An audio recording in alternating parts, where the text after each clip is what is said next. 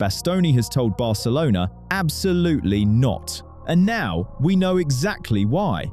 Florentino Perez is writing a cake for 160 million euros. Bayern's star is Real Madrid's next big target. Juventus on the verge of stealing a goalkeeper from Liverpool. Is this actually happening? And Arbeloa is out, but Madrid already know who's walking through that door.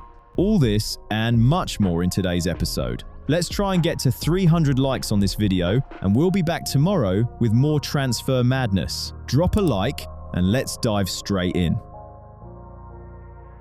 8 seasons, a Champions League, a Premier League title, and now Juventus.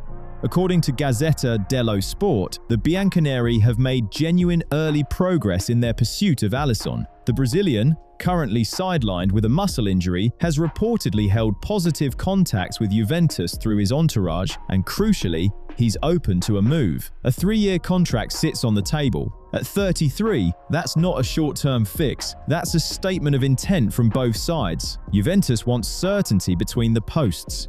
Michele Di Gregorio has had his moments, but moments aren't enough when you're rebuilding towards the top of Serie A. Alisson doesn't offer moments, he offers authority, the kind that's been forged over nearly a decade at the highest level in English football. You don't replace that profile from a catalogue. Now, Liverpool's position here deserves a closer look. The contract extension until 2027 that Anfield announced, Gazzetta frames it plainly, that move was about protecting the asset, not securing the future. A club doesn't invest in Mamardashvili and simultaneously commit long-term to the man he's replacing. The maths aren't complicated. Liverpool are managing a transition and Alisson knows it, which perhaps explains why Italy appeals. A return to Serie A, the #1 shirt at the Old Lady, and a final chapter written somewhere other than a changing room where the next generation has already been announced. There's nothing undignified about that calculus. The real question for Liverpool supporters isn't whether he goes, it's whether the club are genuinely comfortable handing Mamardashvili the keys right now, or whether they quietly hoped this handover would happen on a slightly slower timeline. Because if Alisson walks out this summer, there's no phased transition, no overlap. Mamardashvili steps straight in. Bayern Munich have made their position absolutely clear. Max Ebel didn't dress it up. No release clause, no negotiations, no sale. Not for 100 million, not for 200. According to Christian Falk, that's the official line, Michael Olise is not leaving Munich this summer. Real Madrid have heard all of this, and they're still coming. That tells you everything about where Florentino Perez's head is at right now. When a club with Bayern's leverage says the door is shut, and Madrid's response is to draw up a package worth somewhere between 160 and 165 million euros, that's not a transfer strategy. That's a man who hasn't been told no in so long. He's forgotten what the word sounds like. Here's the thing though, Olise's numbers this season are genuinely difficult to dismiss. 16 goals, 29 assists, across 41 appearances, built an instant partnership with Kane that Bayern hadn't seen in years, arrived from Crystal Palace and didn't need a settling-in period, just walked straight into one of Europe's most demanding environments and looked entirely at home. By the way, if you're watching this on your TV right now, I know your remote is currently lost somewhere in the couch cushions and you're too comfortable to move. But if you could dig it out and just hit the like button, I'd appreciate it. I promise the algorithm won't tell anyone you watch me. Your secret is safe. At 24, he's not a prospect anymore. He's the finished article, which is precisely why Liverpool are circling as well. Salah walks away as a free agent at the end of this season, and the Reds need a long-term answer on the right flank, not a stopgap. Olise fits that brief almost too neatly, but Liverpool's problem is that they're essentially queuing behind Madrid, and Madrid aren't even through the door yet. So what actually happens here? Bayern hold every card, no release clause means no panic, no forced hand. Ebel has been explicit. They want to give Olise a new deal, not wave him off to the Bernabeu. The ball isn't in Madrid's court, it's not in Liverpool's either. The only real question is whether Olise himself eventually decides he wants the move. Because that's the one variable no club directive can fully control. Do you think he stays? Or does the pull of the Bernabeu become something even Bayern's sporting director can't argue against? Joshua Zirkzee, £35 million, 9 goals in 69 appearances. Football Insider are reporting that United are prepared to sanction his departure this summer, but only once a replacement has been secured, which, honestly, feels less like a transfer plan and more like a hostage negotiation with your own squad. The thing about Xerxes is this. When United bought him from Bologna, they weren't signing a centre-forward in the traditional sense, they were signing a connector, a player who lives in the pockets of space between the lines. That profile made sense on paper. On a Premier League pitch, running at full tilt in November rain, it just never quite translated. And now CHEQUE's arrived. Pecking order has shifted. Xerxes gone from plan B to a player without a plan at all. The continental interest is real though. Juventus, Napoli, Milan, Atalanta, and even Como, who seem determined to buy their way into relevance. A return to Serie A suits him. The question isn't whether he leaves, it's whether United can turn a difficult situation into smart business, because here's what I'd push back on slightly. The environment at Old Trafford hasn't exactly been a finishing school for anyone these past 2 seasons. Xerxes wasn't solely the problem. Morgan Rogers, 4 clubs, one asking price that Villa aren't budging on. Arsenal, Chelsea, Manchester United, and now Bayern Munich are all reportedly in the mix for the 23-year-old this summer, with Aston Villa holding firm at around £80 million. That's the story, according to the Daily Mirror. And on the surface, it looks like a transfer battle. Look a little closer, and it looks like 4 clubs using the same name to justify their summer window planning. A few of these don't hold up.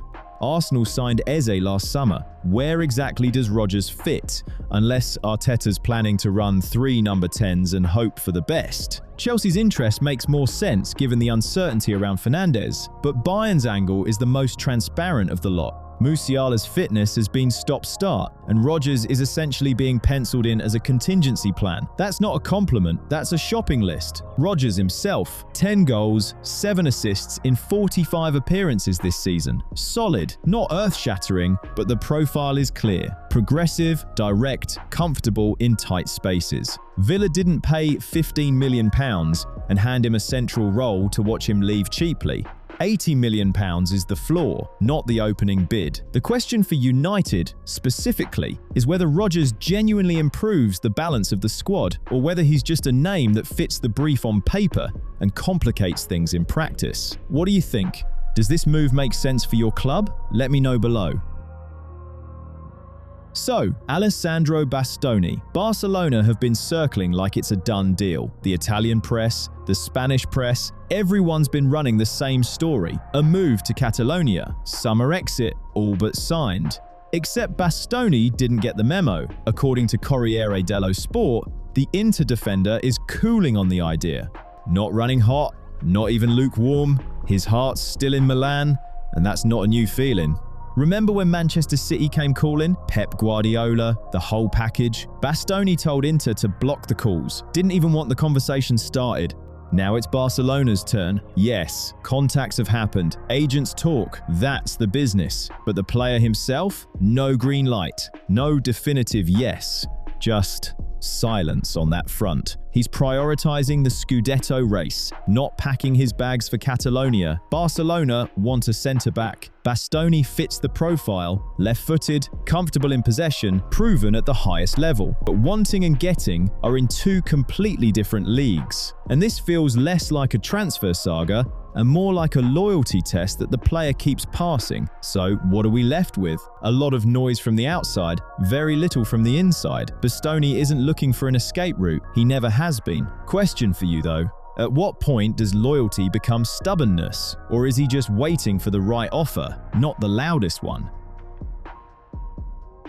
There are players who announce themselves, and there are players who quietly run everything while someone else takes the applause. Morten Hjulmand belongs firmly to the second category. Arbeloa are reporting that the Sporting captain looks increasingly likely to leave Lisbon this summer, with Manchester City already positioning themselves as serious contenders. And the detail that stands out isn't the interest itself, it's the timing. Hjulmand apparently wants to win a 3rd consecutive league title before walking out the door at Alvalade. That's not a player drifting toward the exit. That's a player finishing the job first, then leaving on his own terms. Sporting, for their part, are ready. The club have reportedly accepted that this summer represents the right moment for the captain's departure, which tells you something about how football operates. The armband gets lifted, the trophy gets kissed, and everyone nods and calls it mutual. Now, the Viana angle. Hugo Viana sits inside City's structure, and according to Arbeloa,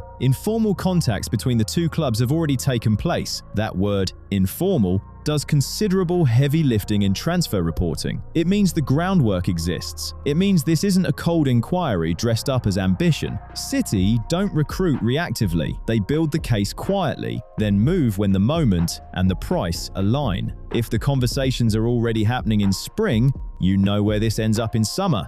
The legitimate question is whether Ullman game, disciplined, positionally intelligent, quietly authoritative, carries over cleanly from Portugal to a Premier League midfield that operates at an entirely different tempo. Alvalade proves character. The Etihad will prove everything else. Does he become an essential cog, or does the step up expose the gap? Real Madrid are drawing up a managerial shortlist, and according to Fabrice Hawkins at RMC Sport, Didier Deschamps is on it. Let that land for a second. The man currently running France, contracted through the 2026 World Cup, is apparently being monitored by Los Blancos as a potential candidate for the dugout at the Bernabeu. Not confirmed, not agreed, but on the list. And in football, being on that list means something. The context matters here. Arbeloa is clinging to his position with about as much grip as a side in the bottom three. A trophyless season is staring Real Madrid in the face, and an exit to Bayern in the Champions League could be the moment Florentino Perez stops being patient and starts making phone calls. The relationship between the two men is well documented, but results have a way of making personal loyalty feel very negotiable very quickly. So why Deschamps specifically? Three things. Per the report, he manages dressing rooms the way other coaches manage tactics. It's his primary skill. He wins, not occasionally, consistently. And crucially, he already has the trust of the French contingent at the club. Add fluent Spanish to that, and suddenly you're not looking at a gamble. You're looking at a calculated appointment. There's also the timing. Once the World Cup is done, Deschamps is a free agent. No compensation, no complicated release clause, just a conversation. For a club of Real Madrid's standing, that's not an opportunity, that's an invitation. You know what else is free, requires no compensation, and has no complicated release clause? Subscribing to this channel. And yet somehow that's still too big a commitment for some of you. You'll watch every video, you'll stay to the end, but subscribe? No, that's where you draw the line. Incredible mentality. Hit subscribe. Deschamps, for now, is saying nothing, keeping every door open, which honestly is exactly what you'd do if you already knew which door you wanted to walk through.